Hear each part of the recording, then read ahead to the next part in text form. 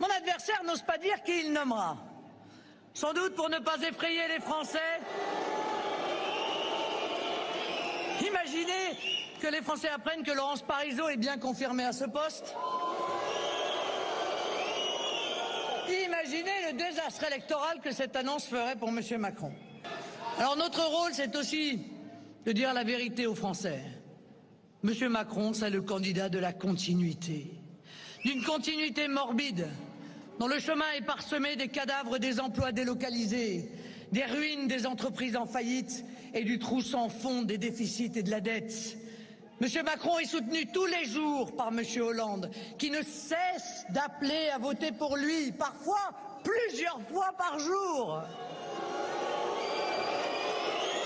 Le projet Macron va à l'encontre de l'égalité. Il ne peut y avoir d'égalité pour les Français dans le projet Macron, puisque sa philosophie, c'est « en marche ou crève ».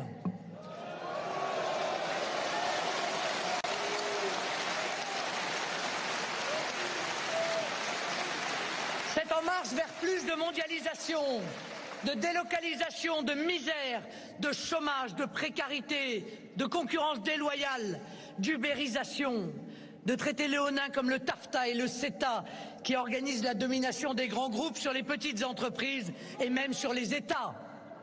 C'est en marche vers la déréglementation de toutes les professions, où demain tout le monde pourra se déclarer taxi, avocat, pharmacien, notaire, hôtelier, huissier, professeur, au risque d'anéantir ces professions et de livrer les consommateurs ou les administrés sans protection à des charlatans. C'est un projet qui laisse souffrir sur le bord du chemin les petits et tous ceux qui ont l'outrecuidance de ne pas accepter de voir leurs emplois partir en Pologne, de refuser la perspective de travailler pour 400 € par mois, de ne pas vouloir travailler jusqu'à 67, voire 70 ans.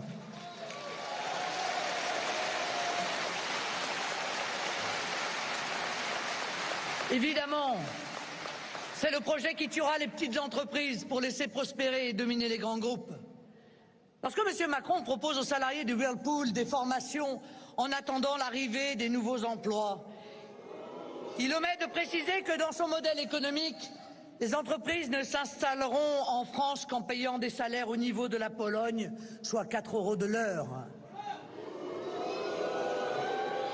Le projet de M. Macron organise la concurrence déloyale des travailleurs français, non seulement avec les salariés esclaves des pays du tiers-monde, mais également sur le marché français avec le recours à des travailleurs détachés. Vous voyez, la concurrence déloyale internationale la plus brutale se double alors de la concurrence déloyale nationale sur notre territoire.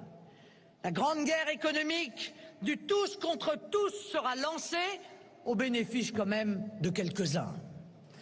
Quand il s'accommode d'une société à deux vitesses, la caste, et les autres, d'une santé à deux vitesses, quand il projette des réductions des services publics, notamment en zone rurale, la disparition de la plupart des communes par fusion obligatoire, et quand il envisage la disparition de 25% des départements. Je vous le dis, restez libres. Je vous appelle à la lucidité et au sursaut national.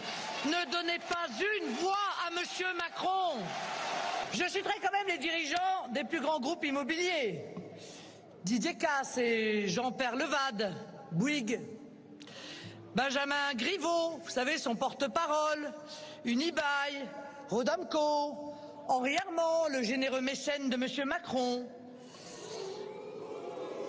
Hollande, pas très loin d'ici, c'était au Bourget, disait en 2012, mon véritable adversaire, il n'a pas de nom, pas de visage, pas de parti, il ne présentera jamais sa candidature, il ne sera jamais élu et pourtant il gouverne, cet adversaire c'est le monde de la finance. Eh bien, aujourd'hui, l'adversaire du peuple français, c'est toujours le monde de la finance. Mais cette fois, il a un nom, il a un visage, il a un parti, et il présente sa candidature, et tous rêvent de le voir élu, il s'appelle Emmanuel Macron.